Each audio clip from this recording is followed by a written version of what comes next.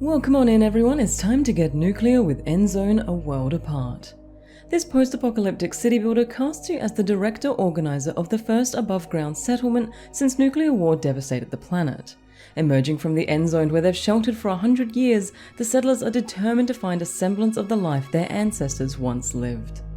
As far as city builders go, this one is very in-depth. We have a gather flag system similar to Dawn of Man for picking up raw resources in early game, and a settler distribution system very similar to Banished.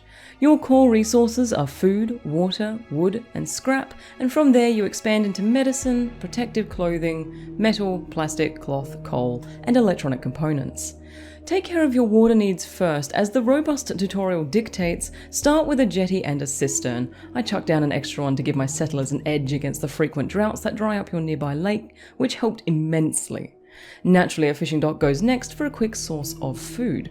Once you have your very basic needs settled, I'd jump straight to building a scrapyard as one of your first major buildings to get your critically important scrap stockpile happening. Recyclers break down the scrap into the subgenres of resources, each one an important component that you need for higher tech. Tailors and workshops are required for protective clothing and tools, and both are resource-hungry buildings that will drive you to set up more and more recyclers to stockpile some extra cloth and metal. Both provide differing options for the level of tech you're choosing to outfit your colony with. Scrap tools can be made quicker, but break down sooner. Neck scarves provide light covering, but wear out. In a pinch, it's nice to have two workshops making both scrap and metal tools, and the same goes for tailors as well. Also, it feels great to switch everything to the most expensive option in late game and get the nuclear war flex going for your settlers.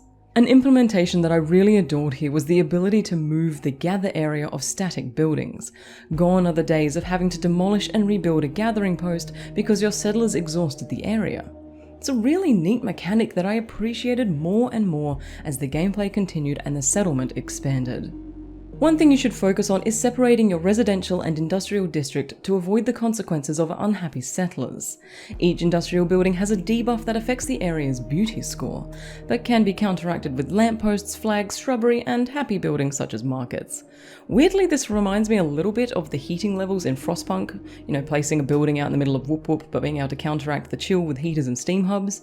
Likewise, you can line your paths with bushes, hoist some flags, light some torches, and in turn shorten the commute of your workers to their place of industry.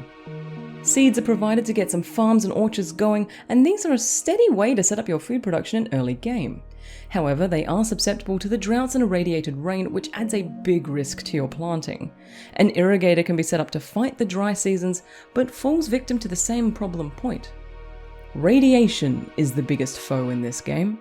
Irradiated water sources can contaminate growing food supplies, which in turn poisons your settlers.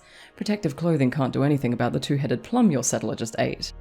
Decontamination posts use coal and water to clean up any resource in the nearby storage shelter and stop your colonists from getting sick. But what it can't stop are the enormous sandstorms that sweep over the entire map and redistribute radiation while damaging your buildings and slowing your workers.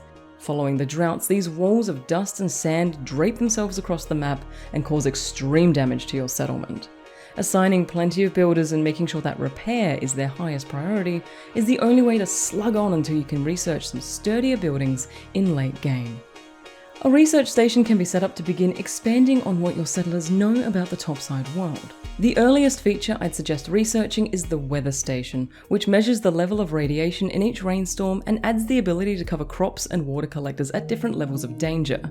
Lowering the amount of irradiated food and water your colonists are exposed to keeps them healthy and fertile.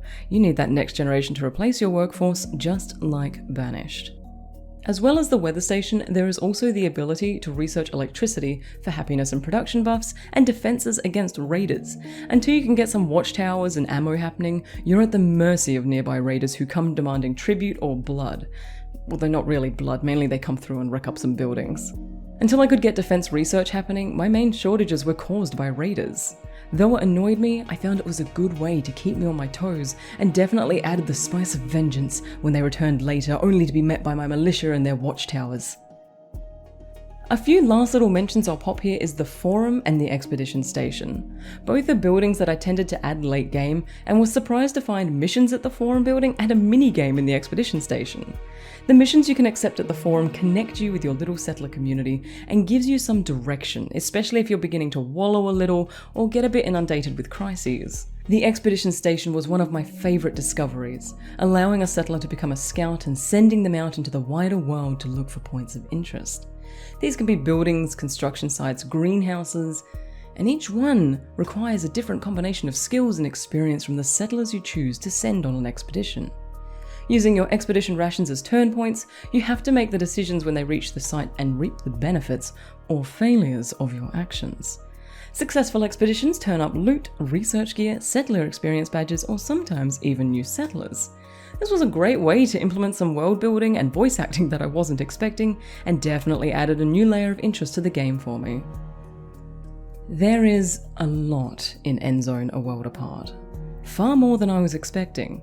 The more I played, the more I kept finding. Some really neat mechanics stood out to me, such as the ability to upgrade buildings on the spot, which is a common mechanic but always welcome for city planning strats, and being able to place electricity poles on roads instead of taking up a random extra grid square in my neatly laid out residential area, which is something I really want to see in Airborne Kingdom. I nearly yeet their precious lamps into the stratosphere when they started messing up my housing blocks. I know those sound like two very simple things, but I found that it's those simple little things which turn good gameplay to great, a time passer to an obsession. When gameplay runs smoothly and uninhibited, my immersion isn't broken by the frustration of error sounds and red grids. A thumbs up mention to the various overlays included as well. I find these super useful for planning, building, and repairing my settlement, and would be lost without them. Something I'd love to see added would be the ability to alert settlers with a siren for sandstorms and raiders. Currently they kind of just amble around and don't really react to their environment, and though it would be detrimental to their workflow, having them scramble for cover would make these encounters much more dramatic and intense. Overall, I know this is going to become one of my regular games. With its stunning post-apocalyptic aesthetic, brilliant sound design, and captivating world building, I'm pleased to be able to recommend Endzone: A World Apart for your immediate purchase and play. I'd like to say a massive thank you to the devs at Assemble Entertainment for sending me a key to this fantastic game, and as usual to my beautiful patrons who allow me to do this every week. Extra big shout out to Alathius, Ben Agnew, Foxy, Kate, Red Talon, Thunder, Butter and Madness, and Zardu for being absolute legends. If you'd like to catch me while I'm live, I stream on Twitch Monday, Wednesday, and Saturday at twitch.tv/ReneSky. Pop on in and say hello and tell me what you thought of Endzone. Any questions, chuck them in the comments below, but otherwise, thanks for watching, and as always, happy creating.